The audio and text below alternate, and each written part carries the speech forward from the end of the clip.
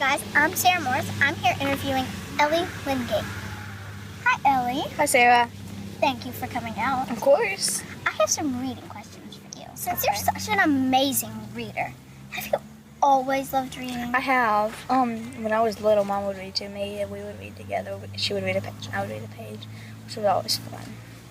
That's so funny because me and my mom recently did that with the Sorcerer's Stone Harry Potter book. It was so interesting. What was the first book you loved? What? I like the Chronicles of Narnia books by C.S. Lewis, and those were really good books. So, and there are 7 of those. We read those. Me and Mom read those together too. I've not actually read that book, but I've seen the movies, and seeing the movies, it kind of got me interested. So I think I'm gonna try that book out. Okay. Only if you'll try one of my books out. Okay. What is your favorite book now?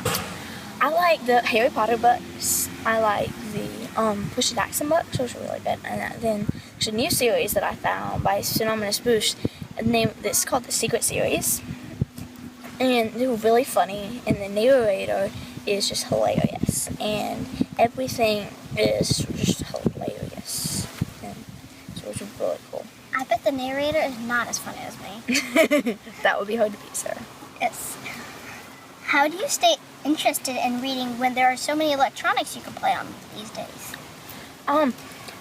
I just, when I find a book, sometimes like other people recommend them and stuff, and the people at the library recommend, so I'll get the first book, and then I'll get really excited about the first book, and then I'll see that there's a series, and so I'll finish that series, and then look into the author, so I'll really get going and just keep reading and not really realize how much I'm reading and not everything else.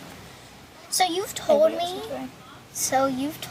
that the Secret Series books are 300 to 400 pages. Didn't you read the first Secret Series book in 2 days? I was really quick, about 3 or 4 days. It was really good. You must love that book. I was reading it like all the time. Do you own the book, or do you read it like on your Kindle or something? I got it from the library, which is I get a lot of books from the library. The library's a good source. Yes. And what do you do during the summer about reading? There were a lot of like over the summer, not series, but programs that I'll do. Like the library has some, and there's things through the school that we'll do. And Books A Million has a good one. That's where I found the Synonymous Bush books.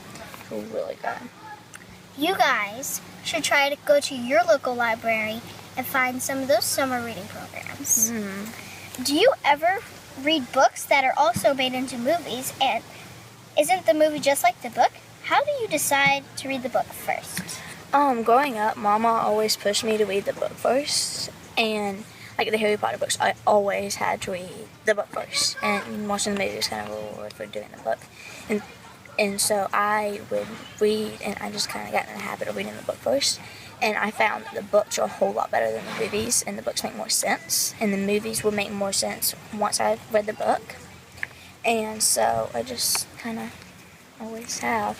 When I read the Harry Potter book, once I watched the movie, I was like, but they didn't put that part in. They didn't put that part in.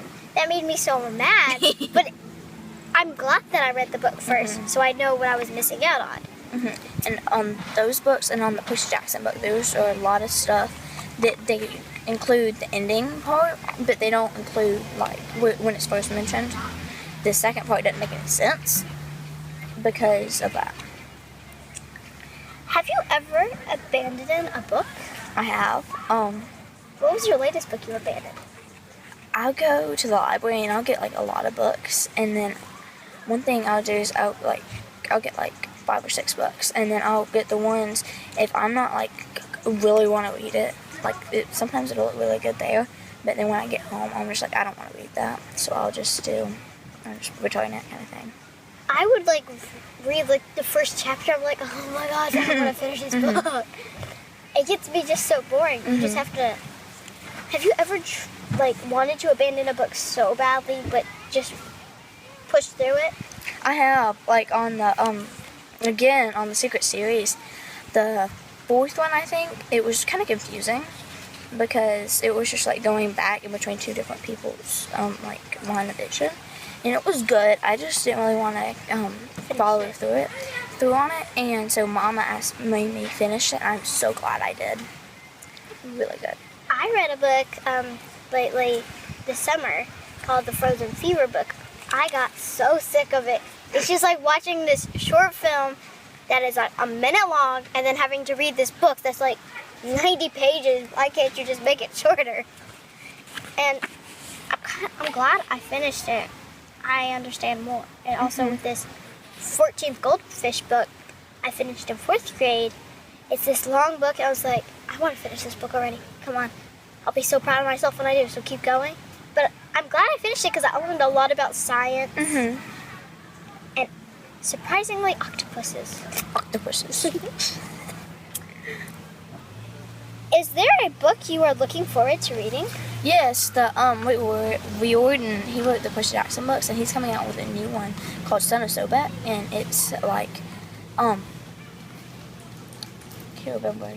He's coming out with a lot of new different ones, and I want to do those. I'll read those. Just looking forward to reading those. Thank you, Ellie, for coming. Now you go interview your friend about your favorite reading.